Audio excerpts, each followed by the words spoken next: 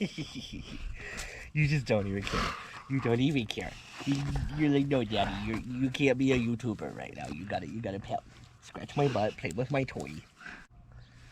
What is up, everybody? Welcome back to the 406, where everything we do is Montana outdoors.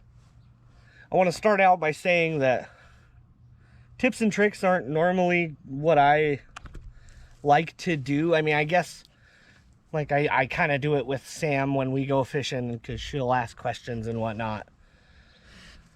But I had someone in the comments, I have no idea what that is, suggest that I do a spinnerbait video for them. And I figured, what the heck, I'll give it a try. Now, spinnerbaits, like every other bait on the market, there is hundreds of different ones that you can choose from.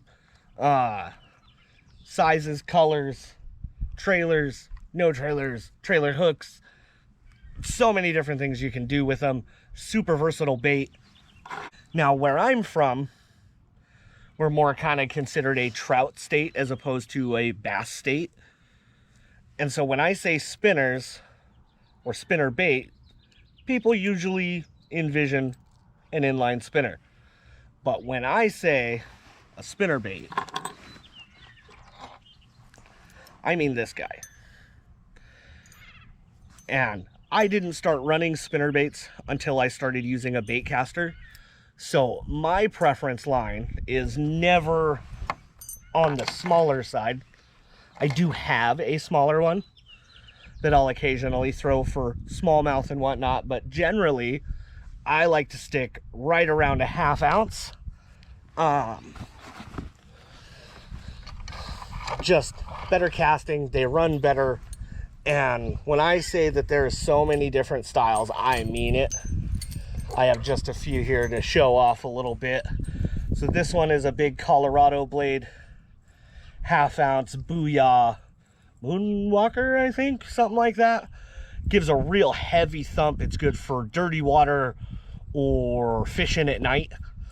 It gives off such a heavy thump, and I have pulled some fish on it. One of my personal favorites, I guess not that one. One of my personal favorites is the KVDs by Strike King. And I have them in multiple sizes and colors, just like anything. This one's a 3/4 ounce with a heavy willow blade and a small Colorado. And then this is also a KVD by Strike King with 2 willow blades in chartreuse that I like to run a trailer on. All I've caught on this one is pike. This one I've hit bass and pike. You can tell it's pretty chewed up. And then I also have ones like this, whoops, wrong way, that are enclosed. And this particular one is the Booyah Pikey. And I did pull, I think it was on this one. It was on this one or the other one I have. I pulled a 8-pound, 11-ounce northern pike on one of these. And they do great for toothy freshwater fish. They're great for muskie, pike, pickerel, anything like that that can choke your bait and snap your line if you're not running a heavy lead. And yeah, so I want to get out on the water and I want to try to talk about running the actual spinnerbait and how I like to run it. So stay tuned.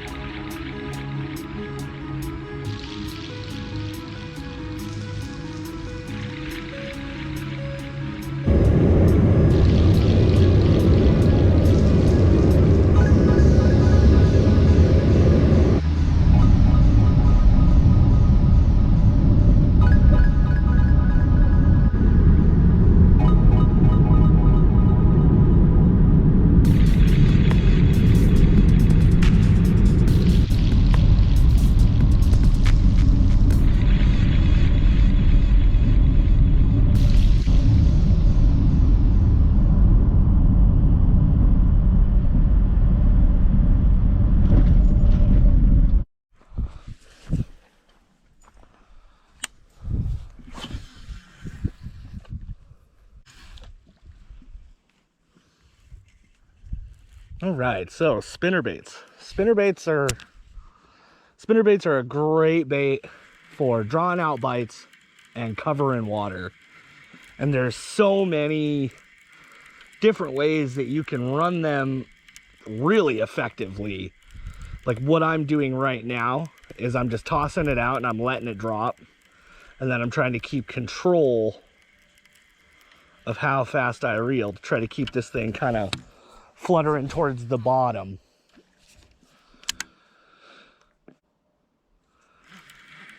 And every once in a while I'll pop just to speed those blades up and then kill them, or I'll just be rolling and kill it. And then I'll hit it again, trying not to let it get too tangled up in anything. Ooh, it looked like something was chasing it. Oh, that's a stick.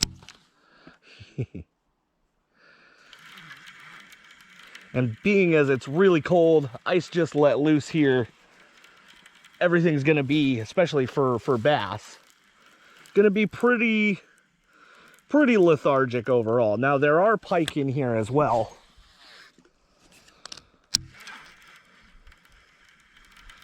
Which I am definitely not opposed to catching a pike.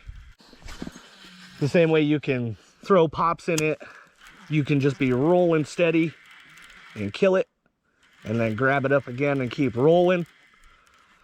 Or one of my favorites is to just kind of burn it and just go as fast as you can. You want to try to keep it right below the surface of the water, maybe even occasionally letting it break the surface just a little tiny bit. But like I said, with everything being so cold and just freshly broke loose, I think we're gonna go with the slow roll approach. Cut some grass. And another thing good about the spinnerbaits is they'll kind of draw fish in too with the vibrations. So it's a good search bait when you're trying to learn a new chunk of water, especially. But also, if you know what you're up against, it can be very, very good too. Like here, I know kind of roughly how deep it is and what's lurking in the water. And I will say I am super kind of blown away at how high this reservoir is. Normally it's nowhere near this high at this time of year. Normally I can walk over to the spillway there.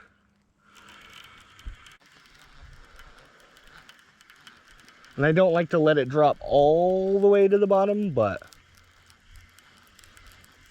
if I get down into where I can bump across some sticks and stuff, that's all right. I've had luck dragging it through rocks too. Now I'm running the 1/2 ounce Booyah Pikey, and I'm running it on the Lose Xfinity Speed Stick, which is I think it's a 7-to-1, 7.5-to-1. Which I like somewhere in the 7s to mid 7s for them, just because I feel like I can control my speed pretty well, and then if I want to burn it up high in the water, I can as well pretty easily. And I feel like most of what I'm saying too will work for pretty well any size spinnerbait.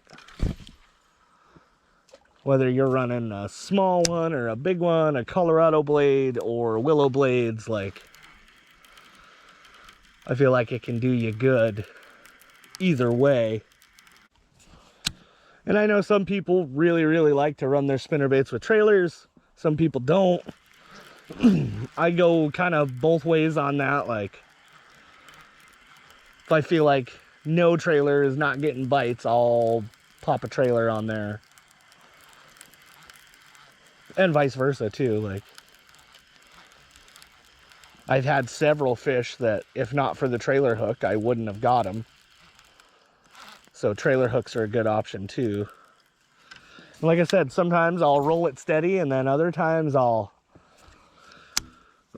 let it drop, and then I'll roll it in, and I'll kill it. And then I'll roll it in, and then I'll kill it. And then I'll roll it and kill it. Roll it, kill it. And that can get a finicky bite. Sometimes too, just big long casts out there and rolling it back steady fast can get bites.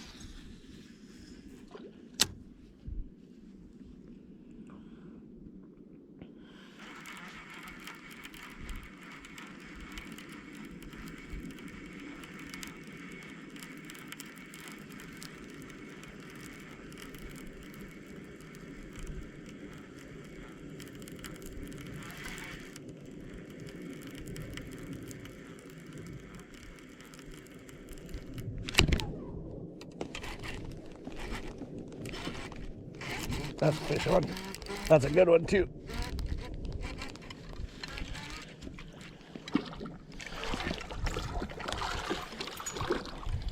Oh, that's a good one.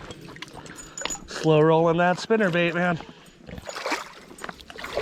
Oh, that's a chunker. Oh. Oh my God, that's a chunker. Dude, that's a 6-7 right there. That is a big freaking bass, guys. Woo! I knew I was getting bites, but gosh, I would have never thought. I almost lost him right there too. Spinnerbait popped out of his lip. Oh man, what a chunk. Let's get him back in the water. Oh my Lord.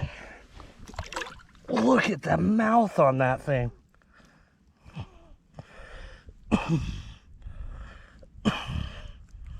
Oh my gosh.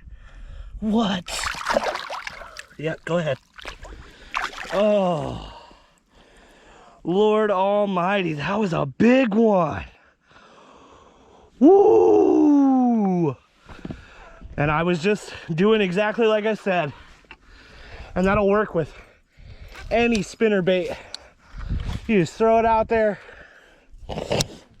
You let it drop to where you feel comfortable. I feel comfortable letting it drop all the way to the bottom. And then I'm just slow rolling it back. Trying to bump some rocks. Oh my goodness. Oh my goodness. I don't even have my scale with me. I can't believe that.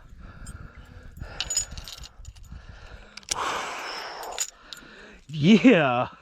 Well, guys, that's going to be about it for this one. I would never consider this the definitive spinnerbait tips and tricks video, but I feel like if you're a beginner especially, most of what I said should help you get bites, whether you're running a 1/4 ounce spinnerbait all the way up to like a 1 ounce or bigger spinnerbait. And if I had to tell you anything, I don't care if you're a beginner or been fishing your whole life. If you're not sure what to do, just experiment. Try different things, and you'll be surprised how often that'll get you a bite. That bass was absolutely freaking insane. I could not believe that. And that's just a testament to what I was saying.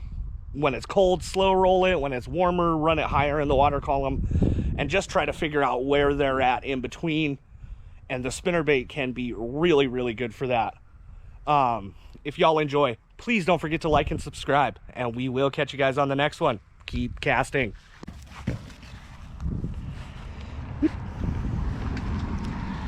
do.